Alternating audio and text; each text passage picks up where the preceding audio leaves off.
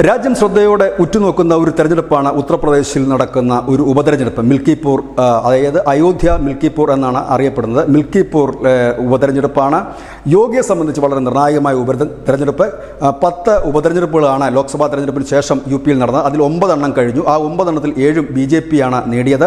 ഇപ്പോൾ വളരെ നിർണായകമായ മിൽക്കിപൂർ BJPക്ക് ഒരു ബാലികേറാ മലയാണ്. അയോധ്യ രാമക്ഷേത്രം സ്ഥിതി ചെയ്യുന്ന മണ്ഡലം കൂടിയാണ് മിൽക്കിപൂർ. ഈ മിൽക്കിപൂർ, അതായത് ഈ ഫൈസാബാദ് എന്ന് പറയുന്ന ലോക്സഭാ മണ്ഡലത്തിൽ പെടുന്നതാണ് ഈ മിൽക്കിപൂർ നിയമസഭാ മണ്ഡലം. മിൽക്കിപൂരിലെ MLA ആയിരുന്ന വ്യക്തിയാണ് രാജിവെച്ച് ഫൈസാബാദിൽ മത്സരിച്ച് ജയിച്ച സമാജ്വാദി പാർട്ടിയുടെ നേതാവായിരുന്നു. BJP തോറ്റുപോയി. അന്ന് പത്രങ്ങൾ തലക്കെട്ട് കൊടുത്തിരുന്നത് BJP അയോധ്യയും കൈവിട്ടു എന്നാണ്. പക്ഷേ ആ അയോധ്യ ഇപ്പോൾ തിരിച്ചു പിടിക്കുന്നു എന്നുള്ള വാർത്തയാണ് പുറത്തു വരുന്നത്.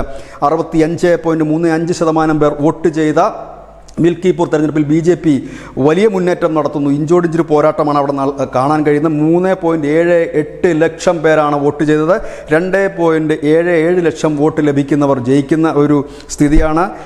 237 ബൂത്തുകളിലായി വോട്ടെണ്ണൽ പുരോഗമിക്കുമ്പോൾ BJPയുടെ ചന്ദ്രബാനു പാസ്വാൻ, ഒപ്പം തന്നെ സമാജ്വാദി പാർട്ടിയുടെ അജിത് പ്രസാദ് എന്നിവർ തമ്മിലുള്ള ഏറ്റുമുട്ടലാണ്. ഇത് യോഗിയെ സംബന്ധിച്ച് വളരെ നിർണായകമായൊരു തെരഞ്ഞെടുപ്പായിരുന്നു. കാരണം മിൽക്കിപൂർ നേടിയാൽ അയോധ്യ തിരിച്ചു പിടിച്ചു എന്ന് തന്നെ പറയേണ്ടി വരും.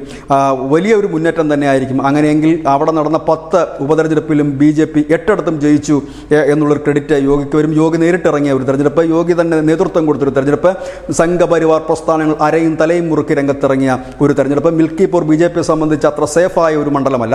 BJPയെ സംബന്ധിച്ച് അവിടെ അവർക്ക് ജയിച്ചു കയറുക പ്രയാസകരമായ ഒരു മണ്ഡലമാണ്. സമാജ്വാദി പാർട്ടിയുടെയും BSPയുടെയും ഒക്കെ കൊട്ടകൊത്തളമായ മിൽക്കിപൂരിലാണ് BJP ഇപ്പോൾ വലിയ മുന്നേറ്റം നടത്തുന്നത്. News desk, news India Malayalam.